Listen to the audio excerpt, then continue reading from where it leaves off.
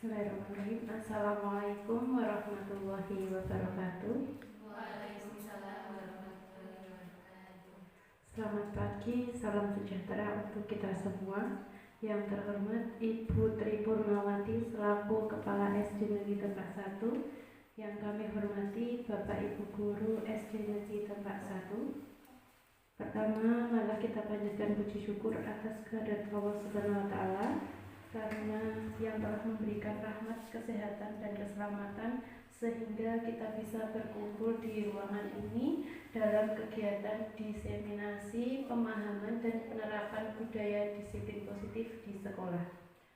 Salawat serta salam semoga selalu tercurah kepada junjungan kita Nabi Agung Muhammad SAW yang selalu kita nantikan syafaatnya baik di dunia maupun di akhirat kelak. Izinkan di sini saya akan membacakan rangkaian kegiatan pada siang hari ini. Yang pertama pembukaan, yang kedua sambutan kepala sekolah, yang ketiga penyampaian materi, yang keempat sesi tanya jawab, yang kelima penutup.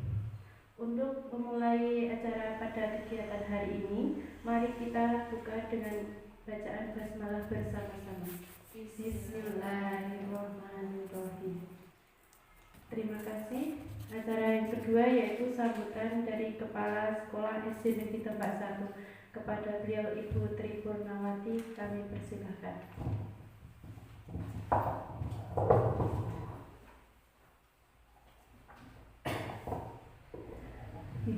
Bismillahirrahmanirrahim. Assalamualaikum warahmatullahi wabarakatuh. Yang kami hormati Bapak Ibu Guru SD Tempat dan juga Bu Yanti selaku beliau akan menyampaikan tentang diseminasi pemahaman dan penerapan budaya disiplin positif di sekolah. Sebelumnya puji syukur mari kita selalu panjatkan kehadirat Allah Subhanahu wa taala karena atas limpahan rahmat dan hidayahnya kita semua diberi banyak kesehatan sehingga dapat berkumpul di ruangan ini dengan keadaan sehat tanpa kurang suatu apapun. Baik Bapak Ibu, sebelum masuk kami sedikit membahas tentang budaya positif bahwa Bu Yanti ini merupakan guru pertama di SD Tempat yang mengikuti pendidikan guru penggerak. Nah, memang mengikuti pendidikan guru penggerak itu sudah menjadi tuntutan zaman, terutama di bidang pendidikan saat ini. Jadi bukan berarti bahwa nantinya guru penggerak itu harus selalu bermuara menjadi kepala sekolah, menjadi pengawas, itu tidak. Karena apa? Dari pengalaman kami yang sudah melaksanakan bahwa nantinya ketika jenengan mengikuti pendidikan guru penggerak itu akan banyak sekali manfaat yang didapat, khususnya terkait dengan tugas jenengan sebagai guru. Karena apa? Memang guru itu dituntut untuk selalu mengikuti perkembangan zaman yang ada. Kalau kita hanya nerimo berada di zona nyaman yang setiap hari jenengan lakukan, maka nanti lama-kelamaan akan tertinggal. Karena apa? Ilmu-ilmu baru itu nanti akan selalu berkembang. Sama halnya seperti mungkin Mbak Santi atau yang lain yang sekarang menempuh S2, pasti juga nanti di situ banyak hal baru juga yang bermanfaat dengan jenengan untuk sebagai guru. Jadi pendidikan guru penggerak Bu Yanti ini sudah sampai di modul 1.4. Nah, guru penggerak itu nanti sampai di akhir pendidikannya itu sampai di modul 3. Jadi ada modul 1, modul 2, modul 3. Di masing-masing modul itu ada subbagiannya. Misalnya modul 1 ya ada modul 1.1, 1.2 dan seterusnya. Nah, di situ semua materi-materi itu sangat bermanfaat. Karena apa? Kita tuh di-refresh lagi nggih. Jadi lek kuliah wis suwe, wis puluhan tahun. Setelah itu mungkin nek kita kok kon sinau dhewe, saya yakin itu juga mungkin tidak semua mau melaksanakan. Iseng-iseng gabut buka YouTube, golek strategi pembelajaran model. Kayaknya kalau sudah di rumah ya udah fokus di rumah, ya enggak? Nah makanya dengan mengikuti kegiatan-kegiatan seperti pendidikan guru penggerak itu nanti akan sangat bermanfaat sekali, sehingga harapan kami, harapan kami nanti tidak hanya Bu Yanti saja, tapi selanjutnya juga ada dari Bapak Ibu guru di tempat yang lain yang juga mau untuk mengikuti pendidikan guru penggerak. Mboten angel Pak Bu, ya Mbak Yanti, tidak sesulit yang dibayangkan. Kegiatannya ya nanti seperti kalau PPG, mungkin Mbak di sini sudah ada yang PPG, Bu Ita. Ya nanti pembelajarannya itu daring dan luring, ya. Daringnya nanti ada yang namanya apa itu Mbak namanya Mbak kalau kelas itu bukan yang daring, ruang kolaborasi. Nah itu daring, nanti ada fasilitator. Jadi dengan fasilitator itu tidak mesti sampai nanti di akhir pendidikan guru penggerak itu bisa ketemu langsung, karena biasanya fasil itu rumahnya jauh. Maksudnya kalau pas zaman saya itu beliau Boyolali, sehingga ketemu itu hanya pas saat sudah panen karya, jadi sudah selesai baru ketemu. Nah di situ nanti kegiatannya nyenengke, cuma diskusi kok, mendengarkan, diskusi, saling apa itu namanya menyampaikan pengalaman apa saja toh yang sudah dilaksanakan. Kegiatannya hanya seperti itu. Kemudian nanti ada tugas kelompok, nanti presentasi, kegiatannya sama terus seperti itu, tidak ada kegiatan lain. Kemudian yang luringnya itu pada saat lokakarya maupun pendampingan individu. Lokakarya nanti kalau Bianti di mana? Di SMA Negeri 1 Mondilan. Kalau saya dulu di SMK Muhammadiyah Borobudur. Nah kalau pas loka itu nanti ketemu dengan semua teman-teman yang apa itu namanya satu angkatan, juga ketemu dengan pengajar praktik. Yakin itu kegiatannya menyenangkan. Karena apa? Nambah teman gitu, nambah teman, dapat uang saku juga ya Bu Yanti ya. Lumayan itu uang sakunya bisa untuk beli bensin 3 minggu mungkin. Lumayan Pak Bu. Jadi apa namanya di situ akan banyak ilmu yang jenengan dapat. Oh gimana tuh caranya ngatasi anak yang nakal, ada.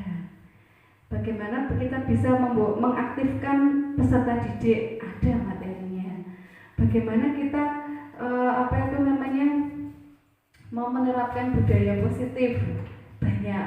Nanti Bu Yanti akan men-share apa yang sudah beliau lakukan, biar jenengan juga tahu. Harapannya apa? Harapannya bahwa setelah diseminasi ini nanti jenengan akan memahami apa itu budaya positif, disiplin positif itu apa, kemudian akan jenengan terapkan di kelasnya jenengan.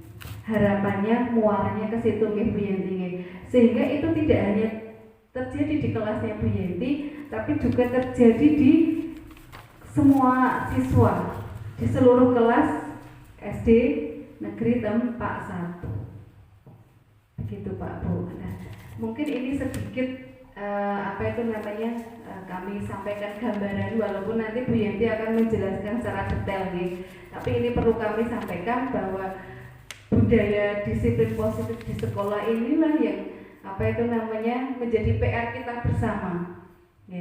Jadi kalau jenengan mendengar kata disiplin itu biasanya identik dengan apa?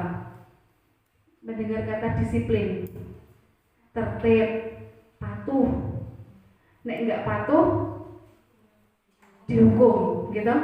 Yang terjadi seperti itu kan. Nah, ini nanti kita mau sama Bu Yanti itu nanti mau diajak bareng-bareng untuk merubah mindset kita. bahwa zaman sekarang itu yang namanya hukuman dan penghargaan itu tidak lagi menjadi efektif untuk bisa mendisiplinkan anak. Nah, nanti akan disampaikan oleh Bu Yanti. Nah, kaitannya dengan budaya positif di sekolah. Budaya itu apa toh Pak Bu? Budaya apa Mbak Santi? Kebiasaan. Jadi apalagi budaya sudah membudaya, itu sudah menjadi kebiasaan yang dilakukan terus-menerus setiap hari tanpa adanya perintah. Itu namanya budaya. Contoh sederhana, contoh sederhana budaya positif di sekolah. Anak-anak salim dengan lihat bapak ibu gurunya, langsung otomatis salim. Tanpa diberitahu, tanpa disuruh, tanpa diingatkan kok anak-anak lihat bapak ibu guru langsung salim, itu namanya budaya. Betul ya? Lagi misalnya, anak-anak membuang sampah, tanpa sok diingatkan, cah, nek buang sampah itu ya neng tempati. Jangan membuang sampah sembarangan. Kalau masih diingatkan, berarti itu belum menjadi budaya. Tapi kalau dalam kesehariannya anak-anak itu baik di sekolah, di rumah atau dimanapun, kok dia misalnya habis jajan, sudah habis makanannya, kemudian misalnya belum ketemu tempat sampah, dia bawa dulu sampai ketemu tempat sampah baru dibuang, itu namanya budaya. Nah, itu jadi PR kita karena sepertinya belum bisa dilaksanakan. Betul? Ya enggak? Nah, makanya dari hal-hal sederhana saja Pak Bu. Jadi kita membuat sebuah program yang bagus, yang luar biasa itu boleh, tapi juga mungkin sebenarnya bisa kita mulai dari hal-hal yang sederhana, yaitu contohnya lewat depan bapak ibu gurunya entah membungkukkan badan atau menyapa, yang sewu Bu, yang sewu Pak, ketemu bapak ibu gurunya salim, gitu. Otomatis loh itu, otomatis loh, tidak perlu disuruh. Kemudian buang sampah sembarangan itu sebenarnya membuang sampah pada tempatnya itu sebenarnya hal-hal sederhana yang harus bisa dibudayakan di sekolah seperti itu. Jadi besok juga mungkin ini mari kita jadikan target bersama bahwa kita mulai dari hal-hal sederhana, dari sopan santun, dari kebersihan itu, karena apa, itu nantinya ya akan dibawa oleh anak-anak terus sampai mereka tua, gini buatan. Nah, monggo nanti bisa jadi begitu Bu Yanti, bisa jadi target kita bersama. Kita mulai budaya positif itu dari hal-hal yang sederhana tapi dampaknya luar biasa. Ngaten Bapak Ibu, mungkin ini yang bisa sedikit yang kami sampaikan. Selamat mengikuti kegiatan diseminasi. Monggo nanti misalnya dari apa yang disampaikan Bu Yanti jenengan merasa belum paham, nanti ada sesi tanya jawab, Nah, nanti bisa ditanyakan sehingga harapannya budaya positif yang sudah Bu Yanti jalankan nanti juga jenengan semua bisa melaksanakan. Mungkin itu dulu dari kami. Mohon maaf bila ada kesalahan. Kami akhiri. Wassalamualaikum warahmatullahi wabarakatuh. Kami kembalikan kepada moderator.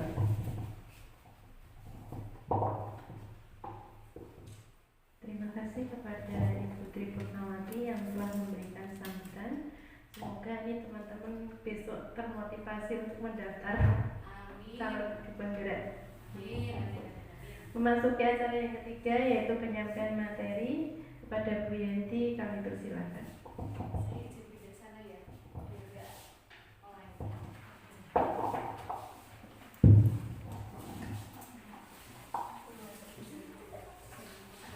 Baik, terima kasih atas waktunya yang telah diberikan kepada saya. Yang terhormat Ibu Kepala Sekolah SD Negeri Tempat 1 Ibu Tri Purnawati SPDSD. Yang terhormat Bapak Ibu Guru SD Negeri Tempat 1. Sebelumnya marilah kita panjatkan puji syukur kehadiran Ilahi Robbi, karena atas rahmatnya kita dapat berjumpa pada acara diseminasi pemahaman dan penerapan budaya disiplin positif di sekolah pada hari ini, hari Senin tanggal 10 Juni 2024, tanpa ada halangan apapun. Tak lupa sholawat serta salam semoga senantiasa tercurah kepada junjungan kita Nabi besar Muhammad Sallallahu Alaihi Wasallam yang selalu kita nantikan syafaatnya di hari akhir.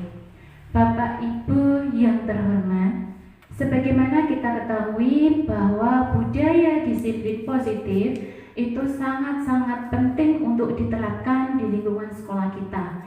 Kita menyadari dengan adanya penerapan budaya positif akan melahirkan karakter-karakter dari siswa kita, karakter-karakter yang baik.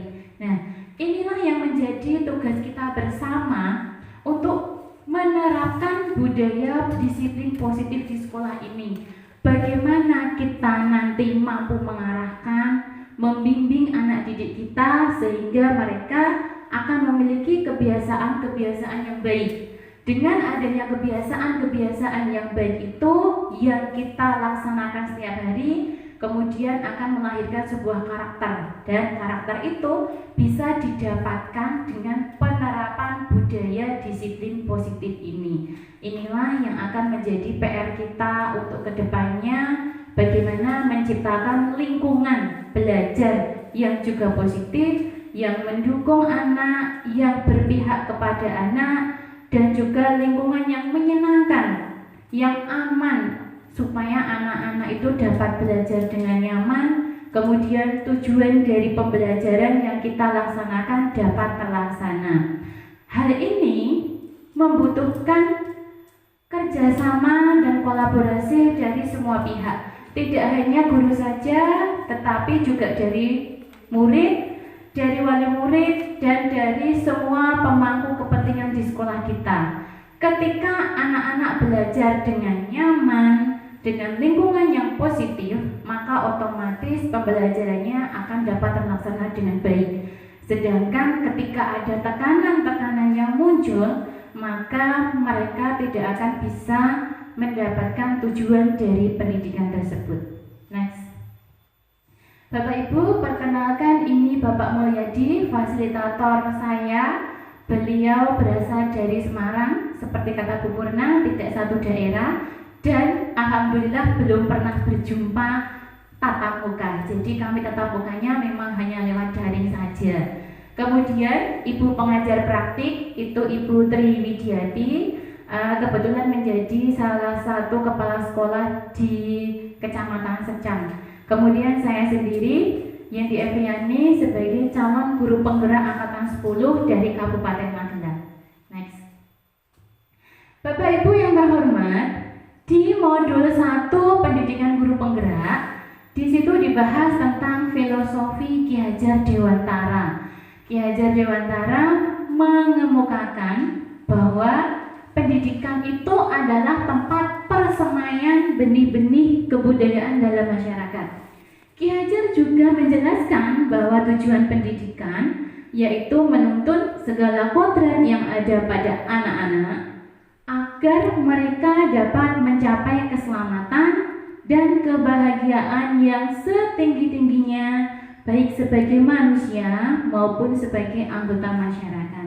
Nah, dari sini kita itu diumpamakan seperti seorang petani, ya. Sedangkan anak-anak kita itu diumpamakan sebagai benih-benih yang nantinya akan dirawat oleh petani tersebut.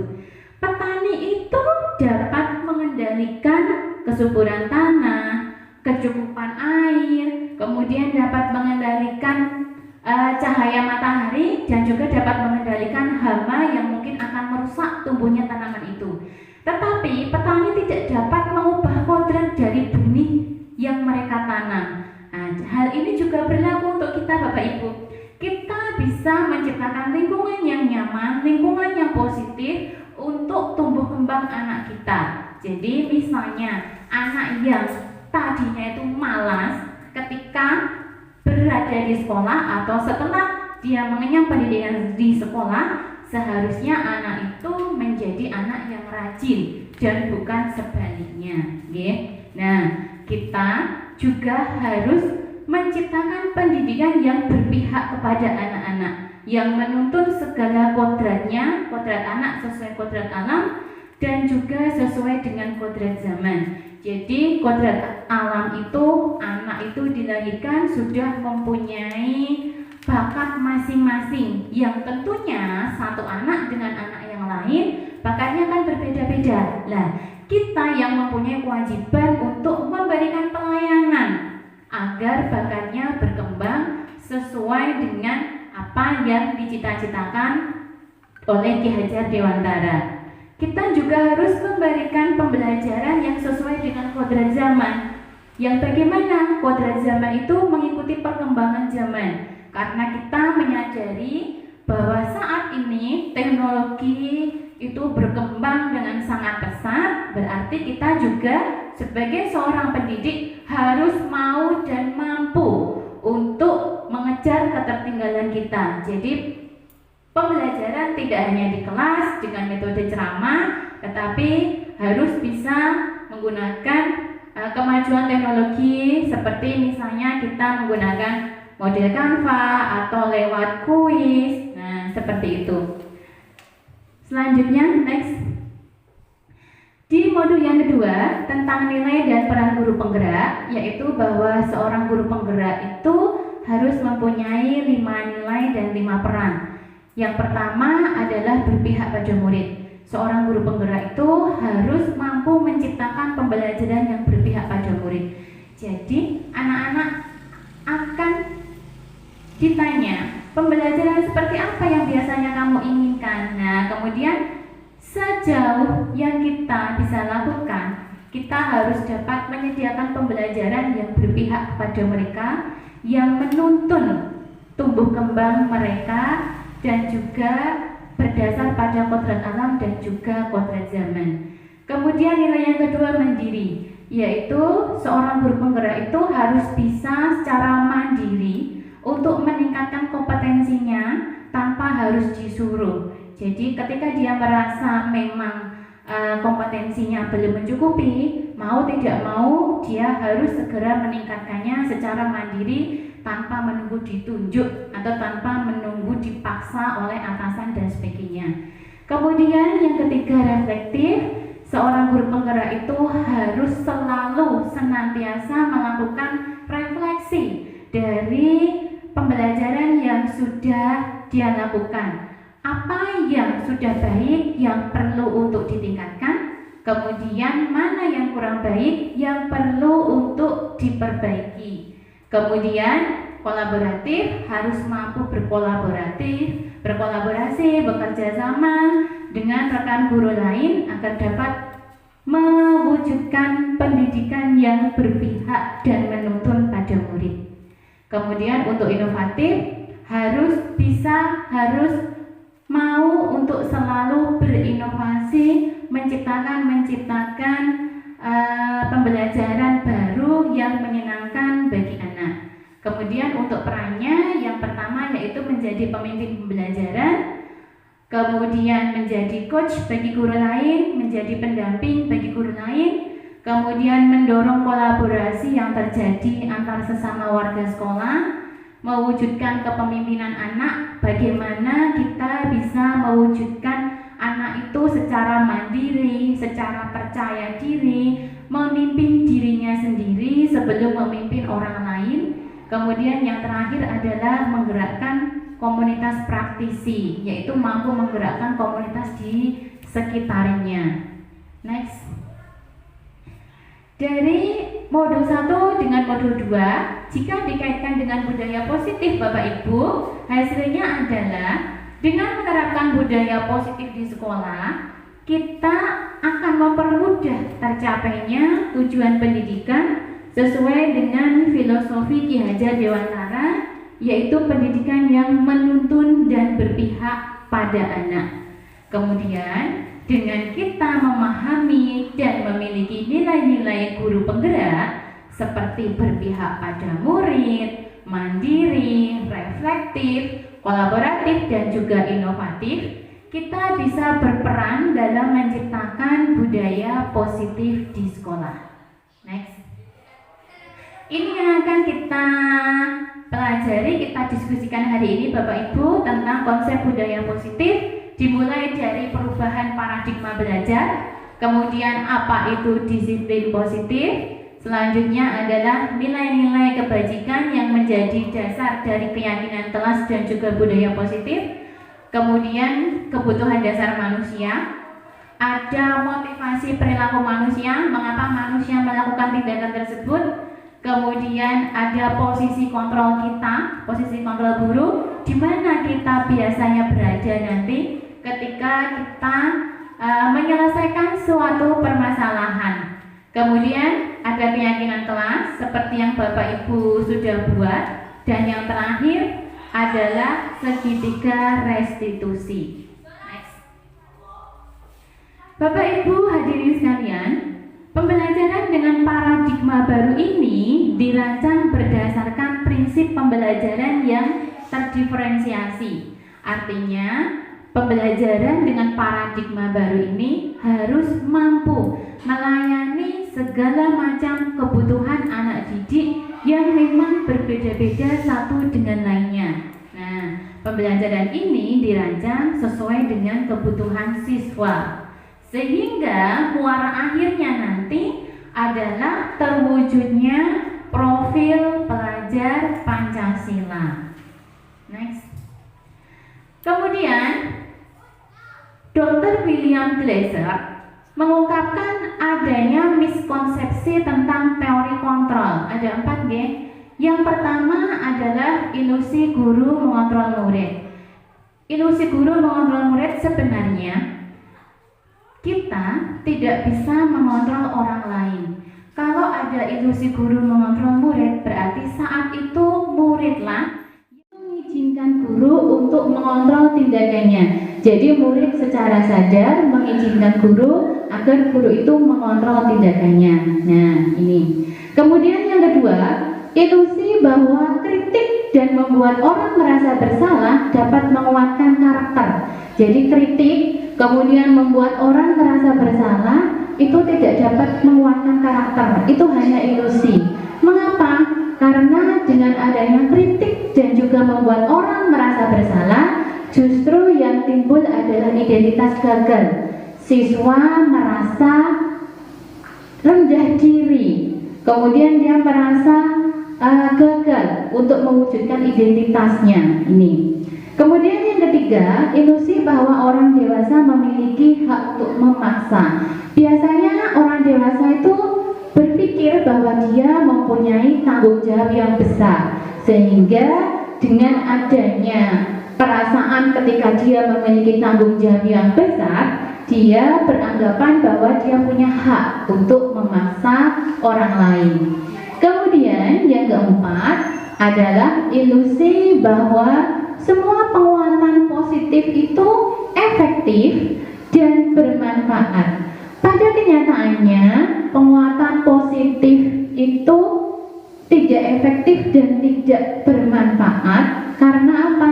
Karena penguatan positif itu yang secara terus-menerus diberikan kepada siswa, berarti ketika nanti siswa itu tunduk, patuh, taat, motivasinya bukan berasal dari dalam dirinya sendiri, bukan berasal dari internal, tetapi motivasinya adalah motivasi dari luar, dari eksternal. Ini kalau dibiarkan lama-kelamaan, suatu saat ketika tidak ada penguatan positif, maka perintah yang diberikan kepada siswa itu tidak akan dijalankan.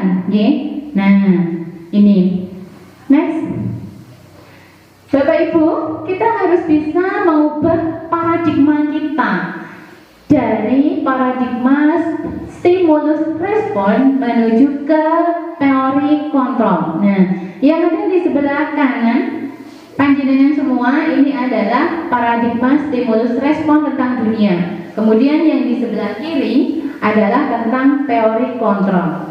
Di dalam stimulus respon yang pertama, realita kita sama. Jadi dalam stimulus respon itu realitinya kita sama, kebutuhan kita sama. Nah, ini harus kita ubah menjadi kebutuhan kita berbeda-beda, karena memang pada kenyataannya kebutuhan kita itu berbeda-beda, tidak pernah sama. Nah, ini yang harus kita ubah.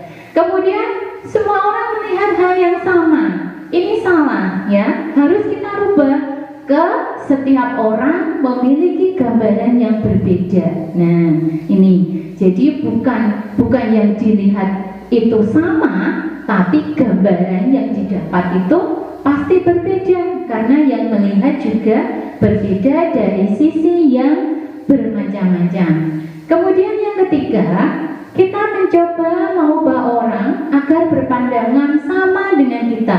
Kalau tadinya kita berpikir orang lain yang harus menyesuaikan dengan kita, sekarang kita yang harus merubah diri kita. Kita yang harus berusaha memahami pandangan orang lain tentang dunia. Kemudian perilaku buruk itu dilihat sebagai suatu kesalahan di dalam stimulus respon. Tetapi di dalam teori kontrol, tidak lagi perilaku buruk itu dilihat sebagai suatu kesalahan, tetapi semua perilaku memiliki tujuan. Ini nanti yang akan kita bahas pada motivasi perilaku manusia. Bahkan perilaku negatif pun itu akan memiliki tujuannya. Kemudian orang lain bisa mengontrol saya. Nah, ini harus kita ubah, bahwa hanya Anda yang bisa mengontrol diri Anda, begitu. Saya bisa mengontrol orang lain di dalam teori stimulus respon.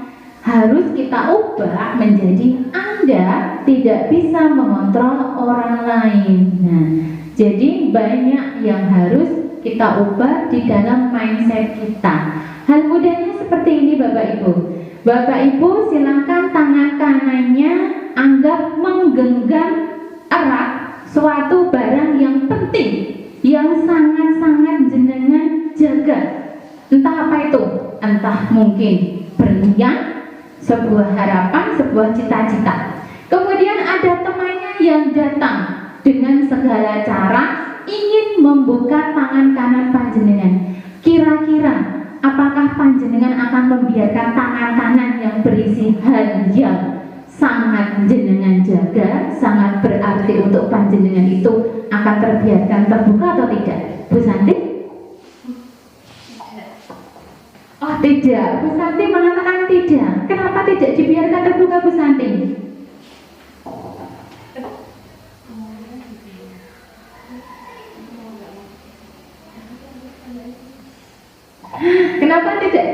Kenapa tidak dibiarkan terbuka? Karena yang berada di tangan kanannya itu adalah sesuatu hal yang penting, yang sangat berharga. Nah, inilah yang mendasari kita Bapak Ibu, bahwa hanya diri kita yang bisa mengontrol, diri kita. Nah, kemudian pemaksaan ada pada saat bujukan gagal di teori stimulus respon. Ini harus kita ubah, karena tidak ada lagi pemaksaan. Yang ada adalah kolaborasi dan juga konsensus untuk menciptakan pilihan-pilihan baru. Jadi yang tadinya sudah dibujuk kok gagal, kemudian dipaksa. Mindset kita harus diubah, tidak lagi membujuk gagal kemudian dipaksa, tetapi kita adakan kolaborasi, kemudian konsensus, kesepakatan untuk menciptakan pilihan baru. Kemudian yang tadinya kita berpikir modelnya itu menang kalah, sekarang harus kita ubah, model berpikirnya adalah menang-menang. Nah, ini Bapak Ibu yang harus kita ubah paradigmanya dari stimulus respon menuju ke teori kontrol. Next. Bapak Ibu, panjenengan semua pasti pernah mendengar kata disiplin positif. Seperti tadi yang telah dibahas oleh Ibu Tri Purnawati tentang kata disiplin. Ketika kita mendengar kata disiplin, apa yang terbayang di benak Anda? Apa Bu Titik? Ketika Anda mendengar kata disiplin, yang terbayang di benak Bu Titik apa? Dengan peraturan yang harus tertib dengan peraturan yang berlaku. Berarti kalau tidak tertib bagaimana Bu Titik? Oh, kurang disiplin. Ya, biasanya disiplin itu ada kaitannya dengan kata tertib, kemudian teratur, patuh pada peraturan. Nah, kemudian jika ada anak tidak tertib maka akan dihukum. Nah, padahal yang ingin kita bahas sebenarnya di sini bukan tentang miskonsepsi tentang disiplin, tetapi tentang disiplin positif atau disiplin diri. Nah, disiplin positif ini tidak boleh memberikan hukuman. Kalau bisa hukuman itu adalah pilihan terakhir, tetapi tidak disarankan. Nah, ini disiplin yang dimaksud di sini adalah disiplin diri, disiplin yang memiliki motivasi internal. Jadi disiplinnya itu berasal dari dalam diri anak sendiri, gitu Bapak Ibu, bukan karena disiplin paksaan. Kalau disiplin karena paksaan itu nanti motivasinya eksternal. Nah, disiplin positif yang di sini adalah yang benar-benar berasal dari diri anak sendiri. Kemudian jika kita tidak memiliki motivasi internal, maka kita memerlukan pihak lain untuk mendisiplinkan kita. Nah, baru ada motivasi eksternalnya. Jadi kalau tidak ada motivasi internal, baru kita membutuhkan pihak lain, baru kita membutuhkan motivasi eksternalnya. Oke, next. Ini Bapak Ibu, disiplin positif ini merupakan suatu cara penerapan disiplin yang mengajarkan murid kita untuk bertanggung jawab dan menumbuhkan kesadaran diri pada murid berdasarkan pada nilai-nilai kebajikan. Jadi murid kita yang sadar kemudian bertanggung jawab. Disiplin positif lebih ke arah disiplin diri yang dapat mengontrol diri dalam melakukan segala tindakan. Kemudian disiplin positif ini membuat murid memahami dan menyadari bahwa mereka itu bertindak berdasar motivasi internalnya, bukan karena paksaan maupun hukuman. Kemudian disiplin positif ini juga mengajarkan murid konsekuensi dari perilaku mereka. Next. Bapak Ibu, ini adalah nilai-nilai kebajikan yang nantinya akan menjadi dasar dalam pengembangan disiplin positif kita, yaitu nilai kebajikan adalah sifat-sifat positif manusia yang merupakan tujuan mulia yang ingin dicapai setiap individu. Nah, yang kita pakai adalah nilai kebajikan yang ada pada profil pelajar Pancasila. Panjenengan semua pasti sudah mendengar, sudah melaksanakan nilai-nilai yang ada pada profil pelajar Pancasila ini. Di antaranya yang pertama adalah beriman dan bertakwa kepada Tuhan Yang Maha Esa dan berakhlak mulia. Nih. Kemudian yang kedua, berkebinekaan global.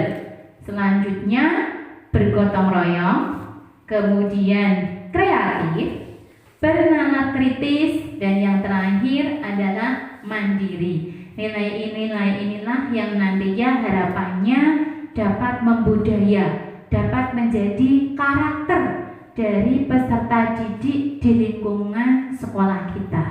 Next.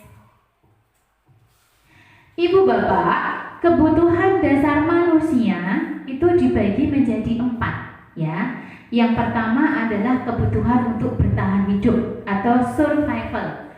Kemudian kebutuhan akan kasih sayang dan rasa diterima atau love and belonging.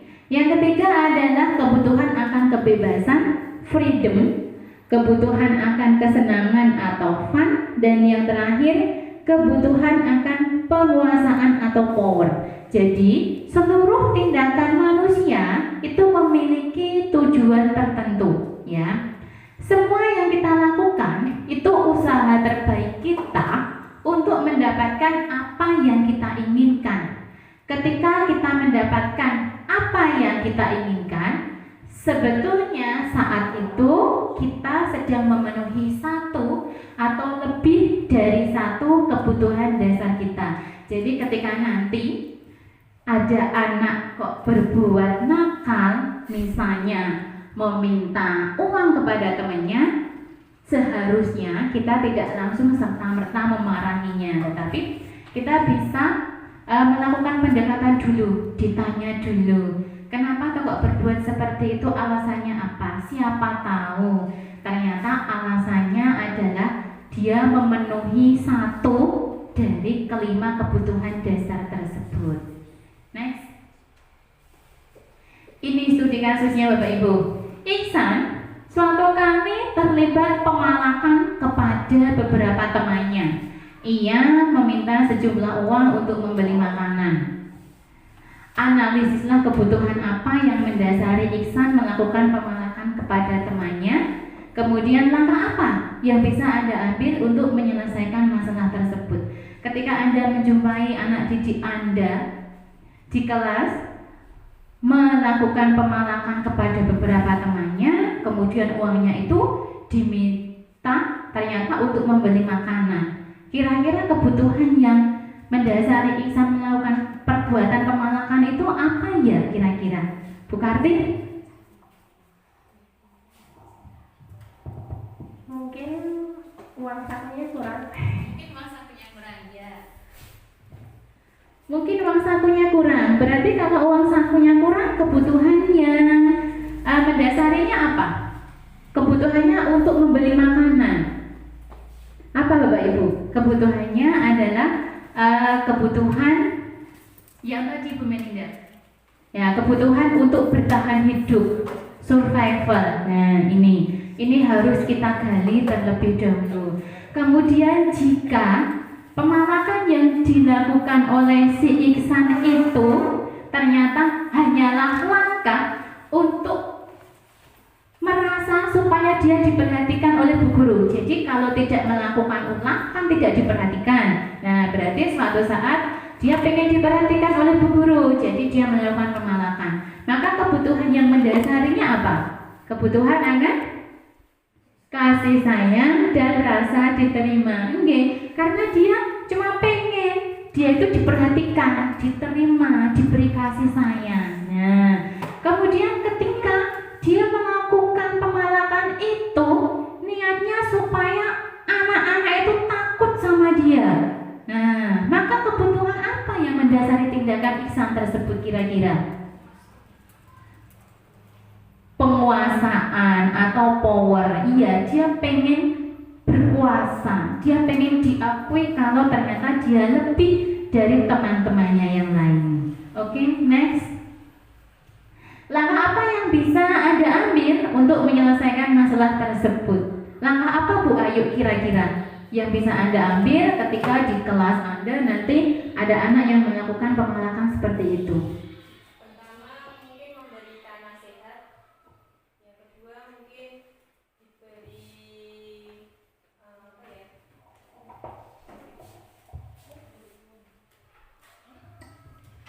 Untuk langkah yang bisa diambil, memberikan nasihat kepada Ihsan untuk tidak melakukan pemalakan lagi kepada temannya dan memberikan pengarahan juga kepada teman-temannya untuk tidak memberikan Ihsan ketika Ihsan meminta atau memalak uang pada teman-teman. Baik, terima kasih. Ya, langkah yang bisa kita ambil adalah kita bisa memonitor Ihsan, memberi pendampingan kepada Ihsan, mengarahkan agar jangan mengulangi perbuatannya. Kemudian teman-temannya juga bisa kita arahkan, kalau Ihsan minta jangan dikasih lagi. Kira-kira selain itu, langkah apa yang bisa kita ambil Bapak Ibu? Perlu tidak dikomunikasikan dengan orang tuanya? Perlu, oke. Jadi setelah anak-anak itu kita bimbing, kita juga perlu untuk mengkomunikasikan masalah ini kepada wali murid. Bisa melalui buku penghubung atau bisa diminta ke sekolah. Kita sama-sama cari solusi yang terbaik untuk mengatasi permasalahan Ihsan ini. Next. Ini motivasi perilaku manusia Bapak Ibu. Jadi motivasi perilaku manusia itu ada 3. Yang pertama, untuk menghindari ketidaknyamanan atau hukuman. Yang kedua, untuk mendapatkan imbalan atau penghargaan dari orang lain. Kemudian yang ketiga, untuk menjadi orang yang mereka inginkan dan menghargai diri sendiri dengan nilai-nilai yang mereka percaya. Jadi yang pertama dan yang kedua ini itu masih motivasinya motivasi eksternal, motivasi dari luar. Kalau yang ketiga sudah masuk menjadi motivasi internal. Nah, motivasi eksternal yang pertama untuk menghindari ketidaknyamanan atau hukuman itu adalah motivasi paling rendah. Kenapa? Karena dia melakukan sesuatu hal itu karena untuk menghindari masalah-masalah yang mungkin terjadi selanjutnya. Jadi dia tidak nyaman kalau dia akan dihukum, kalau dia akan mendapat masalah-masalah baru. Nah, jadi dia memilih patuh, memilih taat karena alasan itu, alasan untuk menghindari ketidaknyamanan atau hukuman. Motivasi yang kedua yaitu untuk mendapatkan imbalan atau penghargaan dari orang lain. Ini satu tingkat lebih tinggi dari motivasi yang pertama tadi, tetapi masih sama-sama motivasi internal. Dalam artian ketika seorang anak tidak mendapatkan imbalan atau penghargaan dari orang lain atas tindakannya, maka dia akan kecewa. Nah, kemudian di dalam perjalanannya nanti dia akan bergantung kepada bapak ibu yang memberikan penghargaan tersebut. Nah, dia akan selalu bergantung, tidak akan bisa mandiri. Begitu nggih bapak ibu. Kemudian motivasi yang paling tinggi adalah motivasi untuk menjadi orang yang mereka inginkan dan menghargai diri sendiri dengan nilai-nilai yang mereka punya. Jadi ini sudah motivasi internal, jadi bertindak karena memang dari dirinya ada keyakinan untuk menghargai diri sendiri, kemudian dia meyakini nilai-nilai yang dia yakini dan dia percaya, sehingga membuatnya untuk bertindak tanpa paksaan, tanpa hadiah, tanpa keinginan atau ketidaknyamanan akan dihukum. Nah, ini Bapak Ibu bedanya hukuman, konsekuensi dan juga restitusi. Bapak Ibu pernah mendengar, seringkali mendengar di PMM juga sudah dibahas, kemudian kemarin di webinar juga sudah ada Nah, hukuman, konsekuensi dengan restitusi itu bedanya di mana? Kalau hukuman dia tidak terencana atau tidak tiba-tiba. Jadi misalnya ada anak datang terlambat, "Maaf Bu, saya terlambat." "Kamu terlambat lagi, lari di lapangan." Nah, langsung seketika itu disuruh lari, itu tiba-tiba. Kemudian muridnya tidak dilibatkan, jadi tidak disuruh memilih, tapi langsung dihukum. Nah, tidak ada pelibatan murid. Kemudian sifatnya satu arah, sifatnya anaknya langsung menjalani hukuman, tidak ada dialog, diskusi dan lain sebagainya. Dan hukumannya biasanya berupa hukuman fisik atau hukuman psikis. Nah, ini. Kemudian untuk konsekuensi itu terencana Bapak Ibu atau disepakati sesuai aturan. Jadi misalnya ada murid terlambat, "Maaf Bu, saya terlambat." Misalnya terus kita tanya, kalau terlambat konsekuensinya apa ya? Nah, dia akan menyebutkan konsekuensi dari kesepakatan atau keyakinan kelas yang sudah dibuat. Nah, ini terencana. Jadi sudah ada kesepakatan di awal. Kalau melakukan tindakan ini akibatnya seperti ini. Kemudian walaupun sudah ada konsekuensi, ya, murid tetap dibuat tidak nyaman. Kenapa tidak nyaman? Karena dia harus menjalankan konsekuensi dari pelanggarannya. Jadi anaknya tetap tidak nyaman Bapak Ibu. Kemudian sikap guru selalu memonitor murid. Ya, gurunya selalu memonitor muridnya. Bagaimana pelaksanaan konsekuensi dari pelanggaran yang sudah dilakukan anak itu selalu dimonitor. Nah, kemudian yang ketiga tentang restitusi. Restitusi itu adalah proses menciptakan kondisi bagi murid untuk memperbaiki kesalahan. Kemudian prosesnya kolaboratif jadi ada diskusi antara guru dengan murid untuk mengajarkan murid itu mencari solusi sendiri. Jadi tidak serta-merta di restitusi ini anak langsung dihukum, tidak. Tidak serta-merta anak menjalankan konsekuensi juga tidak, tetapi ada dialognya. Nah, nilai apa yang kamu yakini?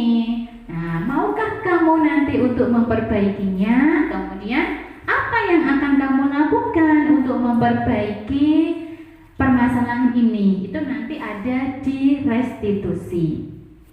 Next. Bapak Ibu, ini adalah perbedaannya nih, antara hukuman, konsekuensi, dan juga restitusi. Hukuman itu merujuk kepada identitas gagal. Nah, sedangkan konsekuensi dan restitusi itu menunjuknya kepada disiplin identitas sukses. Nah, untuk hukuman itu sesuatu yang menyakitkan dan memang harus terjadi. Apakah ada hukuman yang menyenangkan, Bapak Ibu? Tidak, enggak. Hukuman itu selalu menyakitkan, entah fisik, entah psikis, selalu menyakitkan. Kemudian anaknya dibuat tidak nyaman. Nah, untuk jangka waktu panjang. Jadi ketika ada hukuman untuk jangka waktu panjang, anak-anak merasa tidak akan nyaman.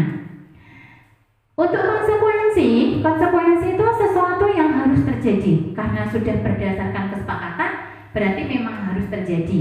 Sedangkan untuk restitusi itu merupakan pilihan. Nah, jadi di kolom yang pertama sudah membedakan antara hukuman, konsekuensi dengan restitusi. Kemudian di kolom yang kedua, ketika hukuman itu tidak membuat anak nyaman dalam jangka panjang, konsekuensi juga sama, tidak membuat nyaman, tetapi hanya dalam jangka waktu yang pendek. Nah, sedangkan untuk restitusi itu menguatkan untuk murid dalam jangka waktu panjang. Jadi beda ya Bapak Ibu, ketika hukuman dan konsekuensi itu sama-sama membuat tidak nyaman, tetapi restitusi justru menguatkan murid. Kemudian yang ketiga, korban mendapat keadilan. Ketika dihukum, korbannya mendapat keadilan. Nah, terus ketika konsekuensi, korbannya bisa diabaikan. Kemudian ketika restitusi, korbannya mendapatkan ganti. Nah, murid atau anak akan tersakiti itu di dalam hukuman. Ketika di dalam konsekuensi, murid atau anak dibuat tidak nyaman. Kemudian di dalam restitusi, murid atau anak itu mendapatkan penguatan. Di dalam hukuman, perilakunya pasif, agresif akan meningkat. Kemudian penguatannya hanya bertahan dalam jangka waktu pendek, itu terjadi di dalam konsekuensi. Kemudian di dalam restitusi masalahnya terpecahkan. Dalam hukuman, sistem tidak akan berjalan bila muridnya tidak takut. Kemudian di dalam konsekuensi memerlukan monitoring dan supervisi terus-menerus dari guru. Sedangkan di dalam restitusi, murid belajar bertanggung jawab untuk perilakunya. Next. Untuk hukuman hanya berlaku pada sebuah institusi, tidak berlanjut pada kehidupan nyata. Jadi hukuman itu hanya berlaku di sekolah, misalnya, tidak berlaku di kehidupan nyata di rumah seperti itu. Kemudian untuk konsekuensi membantu penerapan mengikuti peraturan di dalam masyarakat. Sedangkan untuk restitusi fokus pada pemecahan masalah dalam jangka waktu yang panjang. Di dalam hukuman peraturannya adalah ini. Kamu harus seperti ini. Kemudian kalau di dalam konsekuensi, apa peraturannya? Nah, mampukah kamu melakukannya? Terima kasih, dikaitkan dengan kesepakatan kita, keyakinan kelas kita. Kemudian di dalam restitusi, apa yang kamu yakini? Apa yang bisa kamu lakukan untuk memperbaiki masalah ini? Nah, kemudian murid atau anak membenci peraturan, itu ketika dihukum. Ketika anak berada dalam konsekuensi, anak itu menghormati peraturan. Tetapi ketika anak berada di dalam restitusi, selain dia menghormati peraturan, dia menghormati dirinya dan orang lain. Kemudian hukuman itu sifatnya negatif. Awas kalau dilakukan lagi ya. Nah, Kemudian kalau netral, konsekuensi itu sifatnya netral, lakukan apa yang saya katakan. Kemudian restitusi itu sifatnya positif. Apakah hal ini yang sesungguhnya ingin kamu lakukan? Nah, kemudian hukuman itu sifatnya modenya paksaan. Kalau konsekuensi stimulus respon. Kemudian restitusi itu teori kontrol. Hukuman itu mendorong menyalahkan dirinya sendiri, sedangkan konsekuensi itu mendorong kepatuhan, sedangkan restitusi mendorong disiplin positif. Kemudian hasilnya untuk hukuman itu konsep dirinya buruk, identitasnya gagal, sedangkan untuk konsekuensi konsep dirinya baik. Tetapi lebih baik lagi untuk restitusi karena konsep dirinya kuat. Next.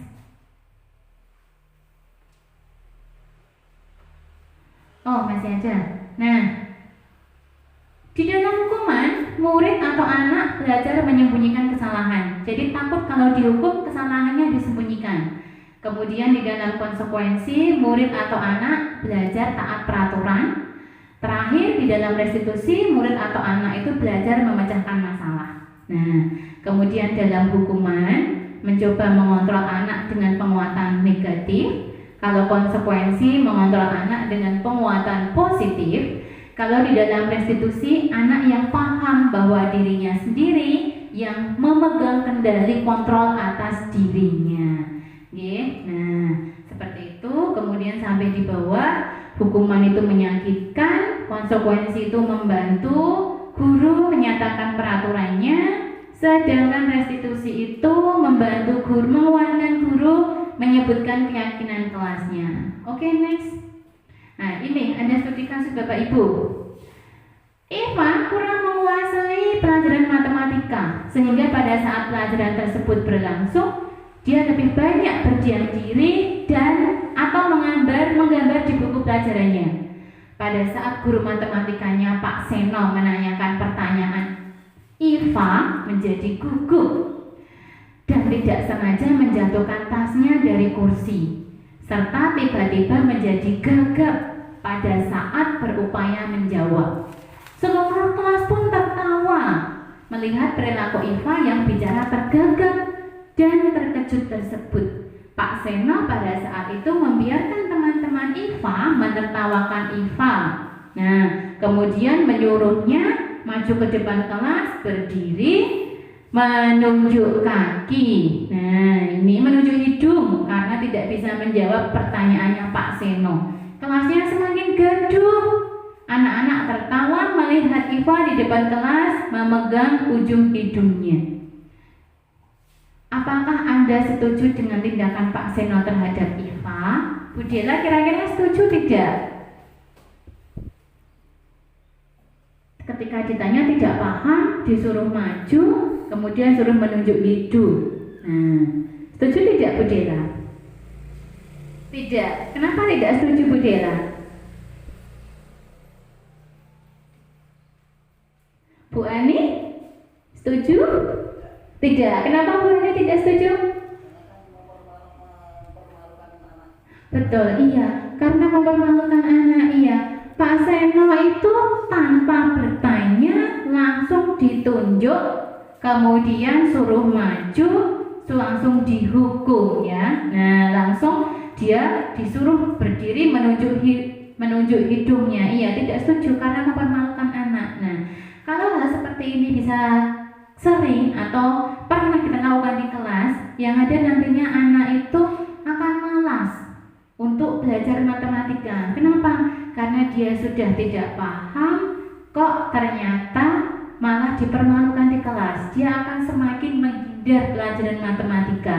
Kemudian menurut Anda, tindakannya Pak Seno itu terhadap Eva hukuman atau konsekuensi? Bu Ita, hukuman atau konsekuensi Bu Ita? Ketika disuruh menunjuk hidung, hukuman, betul, iya, itu langsung hukuman. Karena dia tidak ditanyakan apa kesepakatannya kalau misalnya tidak mendengar penjelasan dari guru. Oke, lanjut. Ini Bapak Ibu, hukuman atau konsekuensi? Mencatat 100 kali di buku kalimat saya tidak akan terlambat lagi karena terlambat ke sekolah. Bu titik. Hukuman. Hukuman Bu? Hukuman atau konsekuensi Bu? Nomor 1 konsekuensi, betul. Nomor 1 konsekuensi. Oke. Nomor 2 Bu Melinda lari mengelilingi lapangan basket karena terlambat hadir. Hukuman, betul, hukuman. Yang ketiga, membersihkan coretan di meja. Bu Karti? Konsekuensi, iya, karena dia mencoret-coret meja, konsekuensinya harus membersihkan, betul. Kemudian berjemur di lapangan karena mengobrol. Bu Dera? Hukuman, oke. Terlambat hadir 15 menit, diminta tinggal 15 menit, usai kelas untuk membahas ketertinggalan pelajaran. Apa kira-kira? Konsekuensi, betul, oke. Terus yang keenam, membersihkan tumpahan air di meja karena tersenggol.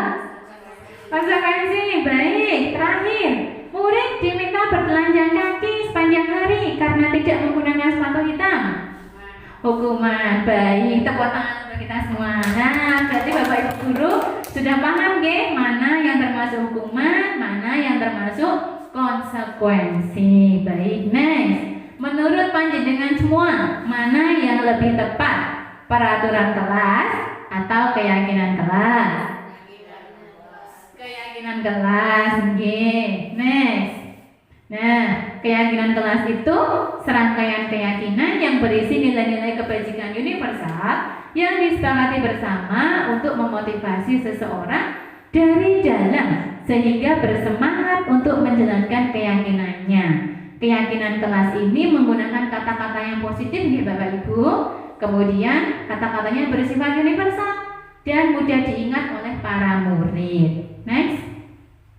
Tujuan penerapan keyakinan kelas, ini tujuannya menumbuhkan keterlibatan murid dalam membentuk keyakinan kelas untuk menciptakan kelas impian. Jadi anaknya dilibatkan langsung. Kemudian mewujudkan merdeka belajar yang berpihak pada murid. Kemudian membiasakan budaya dan disiplin positif. Keyakinan kelas itu lebih bersifat abstrak daripada peraturan yang lebih rinci dan konkret.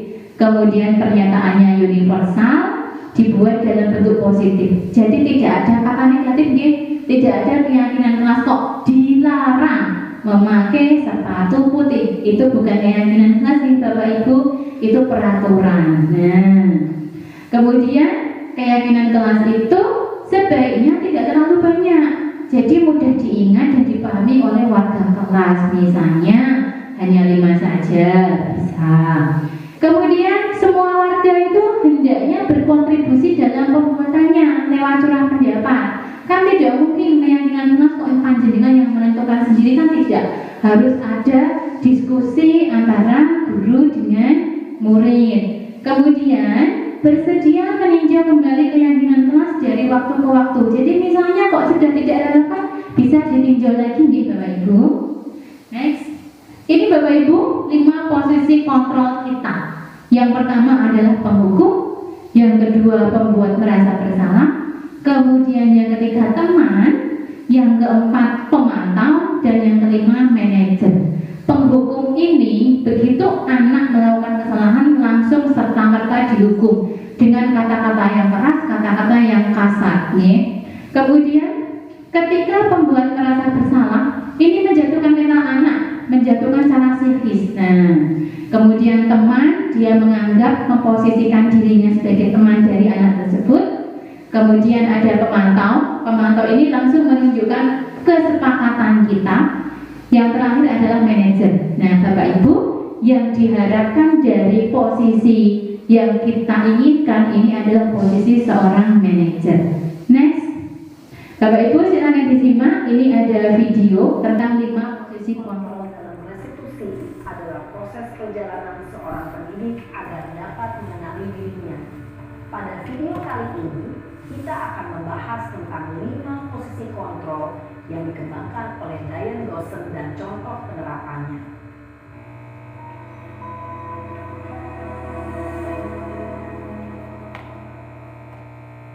5 posisi kontrol itu adalah: 1.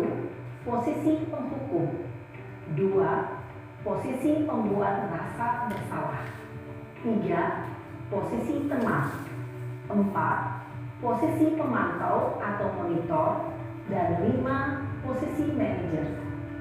Untuk lebih memahami kelima posisi tersebut, mari kita saksikan kasus Naren yang terlambat hadir 20 menit di sekolah dan melihat bagaimana kelima posisi kontrol dalam menghadapi masalah tersebut.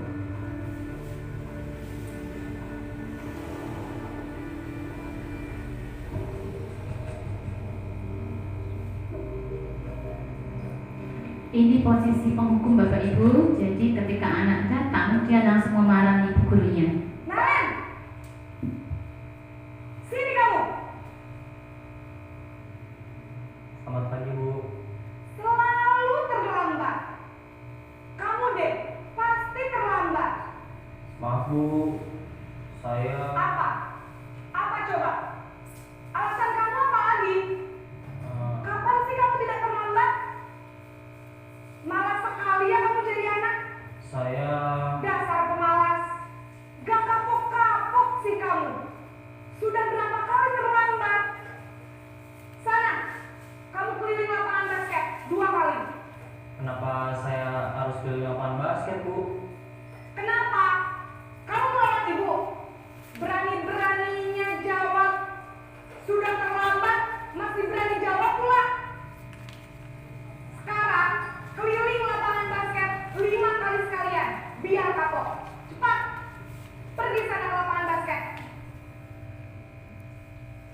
Posisi penghukum biasanya berbicara dengan nada tinggi, menghardik, menunjuk-nunjuk, menyakiti, dan menyindir. Hukuman bisa berupa fisik maupun psikis. Ibu dan bapak guru hebat. Dampak yang terjadi pada murid ketika guru berada pada posisi penghukum adalah murid cenderung akan memberontak, bahkan menyimpan dendam.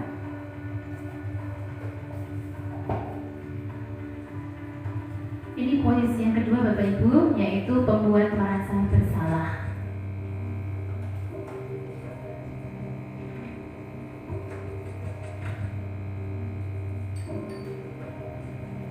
Naren,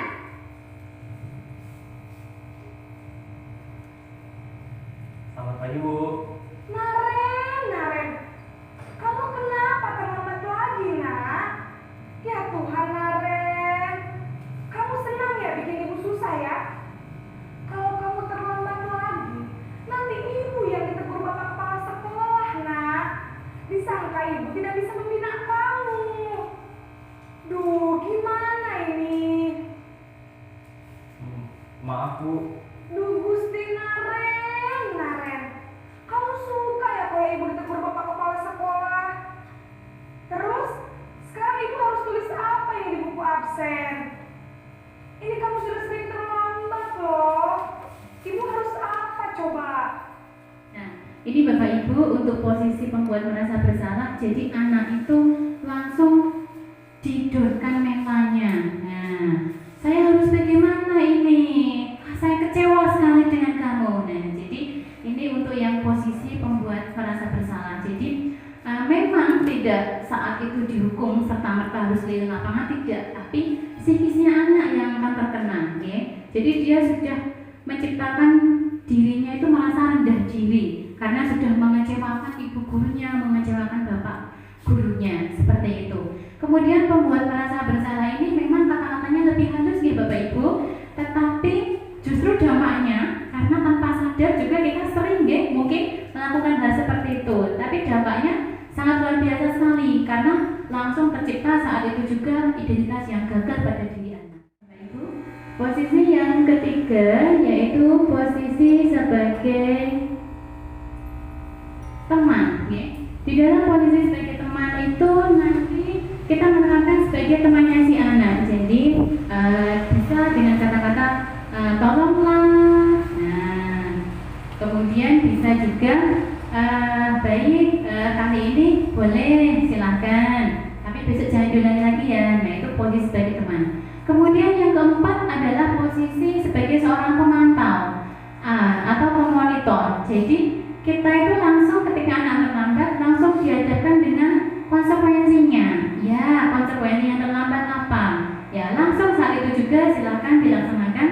konsekuensinya. Nah, beda lagi nanti dengan posisi ketika si anak itu, ketika kita berada di posisi manajer. Nah, ketika berada di posisi manajer, nanti akan ditanya terlebih dahulu alasannya terlambat, kemudian apakah kamu merasa kalau tindakan kamu itu salah? Ya, setelah dia meyakini kalau tindakannya salah, diingatkan kembali apa yang diyakini di dalam keyakinan kelasnya, kemudian diminta untuk mencari solusi yang menurut anak itu bisa dia lakukan. Jadi posisi kita itu hanya sebagai manajer, Bapak Ibu, tidak sebagai penghukum, tidak sebagai pembuat merasa bersalah. Nah, di posisi manajer ini nantinya anak-anak itu akan merasa terbimbing, dia akan sadar, motivasi internalnya akan muncul. Jadi tidak ada lagi paksaan ketika dia berbuat salah, besok terpaksa harus merubah menjadi baik, tidak. Tapi secara sadar dia menyadari, kalau saya berbuat salah berarti saya harus berbuat seperti ini untuk memperbaikinya. Jadi dengan adanya posisi manajer ini, internal diri anak itu akan melakukan perbaikannya sesuai dengan kesadaran dirinya sendiri. Baik, next. Nah, ini Bapak Ibu untuk 5 posisi kontrol tadi, ya. Penghukum itu gurunya menghardik, menunjuk, kemudian menyindir. Kalau pembuat merasa bersalah itu menunjukkan kekecewaannya. Saya kecewa sama kamu. Saya harus bilang apa nanti sama kepala sekolah? Dikira saya nggak bisa buat memandu kamu. Nah, kemudian teman membuatkan alasan untuk murid-muridnya. Ya sudah, sekarang boleh. Nah, itu teman. Ada kedekatan ya kalau polisi teman. Kemudian posisi pemantau itu menghitung dan mengukur sesuai konsekuensinya, sesuai kesepakatannya. Kemudian manajer mengajukan pertanyaan-pertanyaan. Nah, next. Kemudian dampak untuk posisi penghukum itu murid melakukan kenakalannya berulang kali, ya. Kemudian pembuat merasa bersalah itu merasa rendah diri. Kemudian teman itu nanti akibatnya tidak mandiri, dia bergantung kepada guru, bergantung kepada orang lain. Kemudian yang posisinya sebagai pemantau itu dampak pada diri sendiri dan mendapatkan hadiah. Kalau yang terakhir itu mengevaluasi diri bagaimana menjadi diri yang lebih baik. Nah, ini materi terakhir kita, segitiga restitusi, proses dialog yang dijalankan oleh guru agar dapat menghasilkan murid yang mandiri dan bertanggung jawab. Oke Bu, ada 3 tahapannya Bapak Ibu. Yang pertama menstabilkan identitas, yang kedua validasi kebutuhan, yang ketiga menanyakan keyakinan. Jadi ketika kita menstabilkan identitas, kita bisa menanyakan anak-anak dengan kalimat tanya. Setiap orang pasti pernah melakukan kesalahan. Kemudian kamu bukan satu-satunya yang pernah melakukan hal ini. Kalau identitasnya sudah stabil, kemudian kita validasi kebutuhannya. Adakah cara yang lebih efektif untuk mendapatkan apa yang kamu butuhkan? Atau kamu tentu punya alasan mengapa melakukan ini. Kemudian setelah terjadi dialog, baru kita menanyakan keyakinannya. Nilai-nilai apa yang telah kamu yakini, yang telah kita sepakati, nilai yang kamu yakini. Baru kamu ingin menjadi orang seperti apa? Apa yang bisa kamu lakukan untuk memperbaiki permasalahan ini? Oke, next. Nah, ini ada video tentang penerapan segitiga restitusi. Kalau ini kasusnya anak cewek yang berkelahi dengan temannya karena mempertahankan sesuatu yang dianggap penting. Nah, ini prosesnya sudah dipanggil ke guru BK ini nanti Bapak Ibu guru.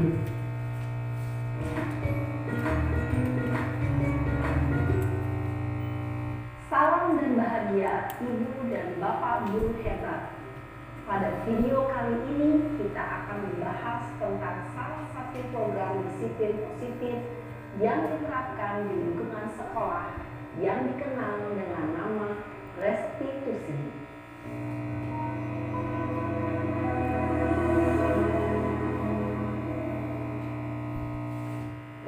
restitusi dikembangkan oleh pakar pendidikan Brian Blossom berlandaskan pada teori kontrol Dr. William Gleiser. Segitiga restitusi adalah suatu proses dialog yang dijalankan oleh guru atau orang tua agar dapat menghasilkan murid yang mandiri dan bertanggung jawab. Nah, ini Bapak Ibu, ada seperti kasus kita tentang pelaksanaan restitusi. Sabrina hari itu bangun terlambat dan terburu-buru sampai di sekolah. Kemudian akhirnya sampai di gerbang sekolah, tapi baru menyadari kalau sepatu yang dia pakai itu tidak ditangge. Nah, sementara di depan kelas itu ada Pak Lukman memperhatikan sepatunya yang berwarna coklat. Sabrina itu berusaha menjelaskan secara tiba-tiba kenapa ketika dia terlambat, terburu-buru sehingga mengenakan sepatu yang warnanya coklat. Tapi Pak Lukman itu menanyakan Sabrina tentang peraturan sepatu berwarna hitam. Kemudian Pak Lukman bersikeras mengatakan, ya sudah, kamu sudah melanggar peraturan sekolah, kamu salah, sudah terlambat, salah pula warna sepatunya. Segera buka sepatumu kalau tidak bisa mengenakan sepatu sesuai peraturan. Nah, Sabrina sudah minta maaf, memohon kembali agar dapat mengenakan sepatunya dan berjanji tidak akan mengulangi. Tetapi Pak Lukman tidak mau tahu. Tidak, kamu telah melanggar peraturan sekolah dan kalau tidak sanggup ambil sepatu di rumah atau diantarkan sepatu ke sekolah, ya sudah, tidak usah bersepatu saja kamu seharian. Sekarang copot sepatumu dan silakan belajar tanpa sepatu seharian. Akhirnya Sabrina itu tidak memakai sepatunya, dia mengurung dirinya di kelas, tidak keluar karena dia malu tidak memakai alas kaki. Next. Menurut Bapak Ibu, posisinya Pak Lukman sebagai apa? Di antara 5 posisi kontrol guru. Sebagai penghukum, betul. Kenapa sebagai penghukum? Iya, betul. Karena langsung menghukum saat itu juga. Kata-kata yang dikeluarkan juga kasar ya. Nah, bila Bapak Lukman mengambil posisi seorang manajer, kira-kira apa yang akan dikatakannya? Pertanyaan-pertanyaan seperti apa yang akan diajukan ke Sabrina Bapak Ibu kira-kira kalau dia sebagai manajer? Nah, betul. Kenapa memakai sepatu tidak berwarna hitam? Nah, apa keyakinan kelas kita? Apa yang kamu yakini dan selanjutnya? Oke, next.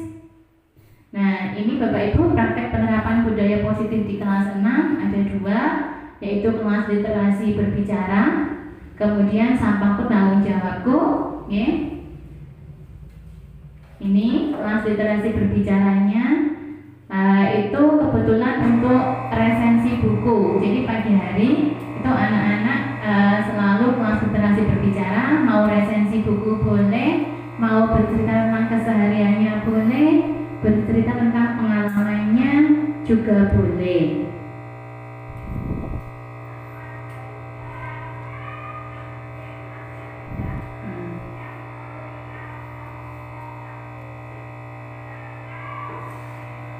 Oke, next Bu Mel. Ini kelanjutannya masih tentang kelas literasi berbicara. Video yang terakhir Bu Mel. Nah, Bapak Ibu, ini tentang sampahku tanggung jawabku, nggih.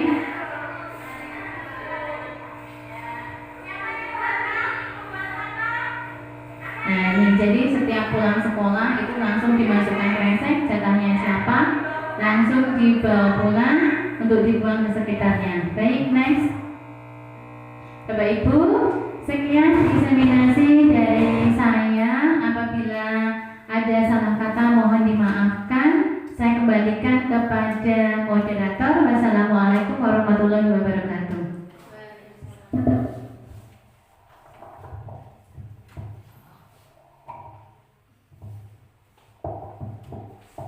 Terima kasih kepada Bu Yenti atas paparan yang begitu menarik dan tentunya membuka wawasan kita. Untuk acara selanjutnya yaitu sesi tanya jawab. Adakah dari Bapak atau Ibu guru yang ingin ditanyakan? Dipersilakan. Monggo.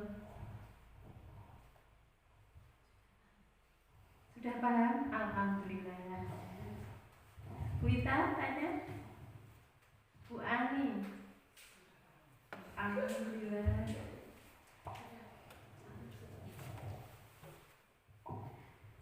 Demikian kegiatan diseminasi dari Bu Yenti yang telah disampaikan Bu Yenti.